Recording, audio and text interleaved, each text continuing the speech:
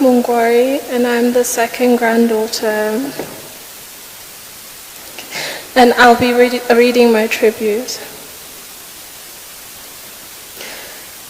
Mom was composed of many amazingly remarkable characteristics. She was kind, loving, generous, funny, and breathtakingly courageous.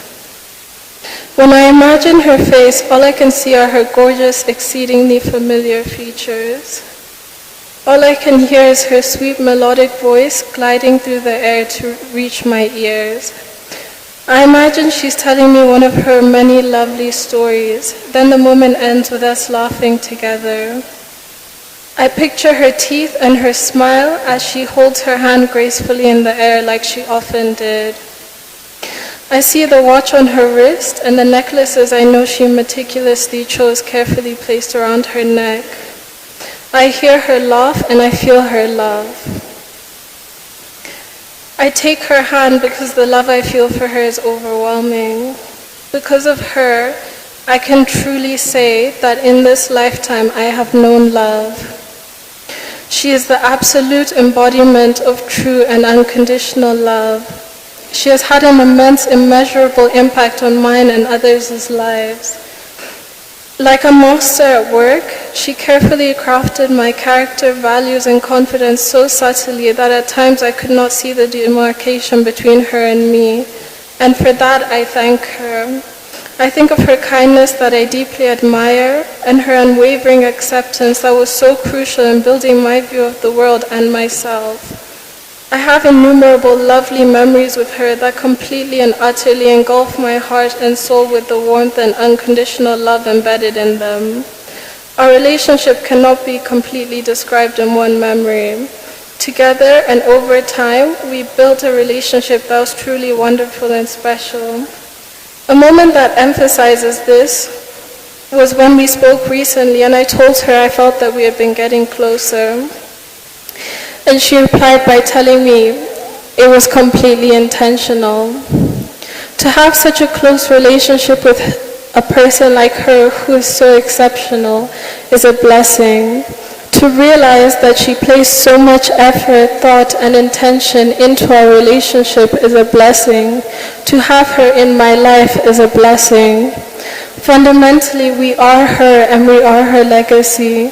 I am forever grateful and blessed to have known her, loved her, and been loved by her.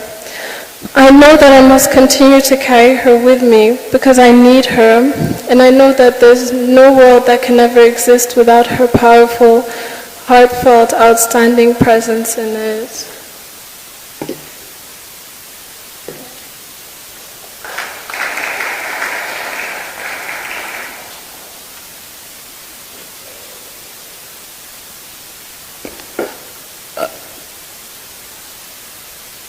Easy.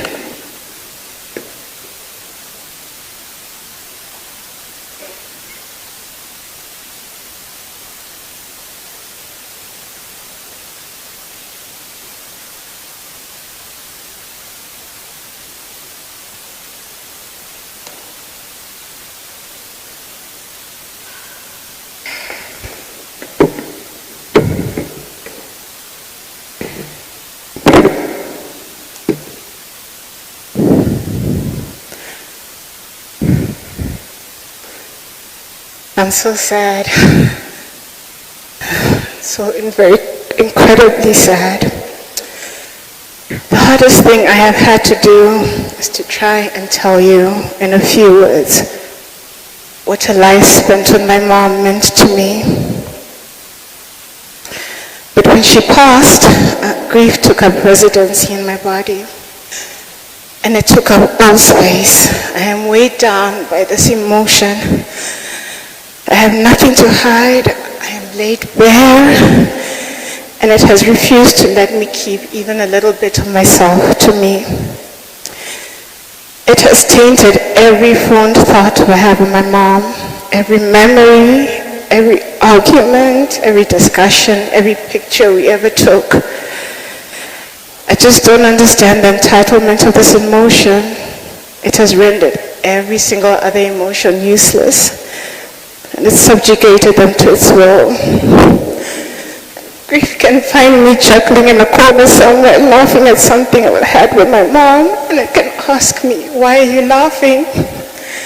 And I have to tell the grief, you wouldn't get it. You weren't there, you didn't know her, you didn't know her light. And I don't know why it keeps trying to come in between me and my mom, trying to separate us. It weakens me every morning. Pulls me out of my sleep at night. But I realize that the depth of that grief is commensurate with the feelings that I have for her. Buried in the sadness is a strong love. And I have stories, so many stories. But they all just point to the final thing, which is that I love her completely, unapologetically, so loudly and without reservation. That is a clear indication of the person that she was. Someone who deserved complete and unconditional devotion. If you had told me one day that I would be standing here without the two people that I love so much in this world, I would have laughed at you. When Baba passed, the first words out of my mom's mouth were, "There is nothing for me." She said, "There is nothing for me on this earth anymore." You often cannot tell how close two people really were until one of them is no longer here. At every turn in her life, Baba was there. She often told me stories about when Baba was living in Nairobi West as a bachelor. He would pick her up and bring her to his apartment. He would give up his bed for her and sleep on the hard floor, all for his love for her. When my parents divorced, he did all he could to assist her. And recounting to us how my father managed to find my mom, Baba, my sister and myself in Zimbabwe through a private investigator. Baba very passionately called the private investigator a bastard. Forgive me, Father. My name is Chizzy. Here in Kenya, people laugh and do a double take. They can't understand how that is my real name. Shortly before I was born, my parents had fought and made up. My dad had told my mom to go ahead and name me. So she chose the name for me, Chizzy. She thought it was beautiful. So I love my name. It is a symbol of her love for me. So I wear it proudly, and I'll stand up for it. Even if it's against the entire country laughing at me, I am fine with it. I'm just trying to understand how it is possible that I could go to the ends of this earth, Mom, and I will not find you. I learned unconditional love from you. You were so intelligent, and I was in awe of your knowledge and ability to pull information at the drop of a hat. You were strong for me, also very strong, Mommy. You refused to ever let me give up.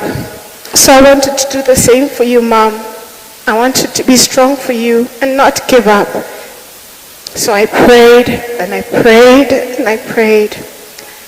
But even still, I know now that I was selfish. I wanted you to stay here for me, not realizing you were tired and you had given me so much and you needed to rest. So now I'm learning to accept and let go. Heaven has taken you while my sorrow has engulfed me. I am grieving, yet I am glad you got to live life on your own terms, Mommy. You made your presence felt wherever you went. I pray heaven has received you with the same warmth and love you gave. I take comfort in knowing that Uncle Raila has met you. And as my sister said, I know he's telling you, and you are telling him, I'm comforted by knowing that you're with Mary and Jaramogi. They left you here, and you can now return and rest to their unconditional love and embrace. I am forever grateful to you and Uncle Raila for choosing Zimbabwe as our second home. It was our home, his escape, and our history. So I will tell grief, you think you will be here permanently, but let me tell you, one day you will be gone. One day I will say goodbye to you, but please know it will be after I have put the work in.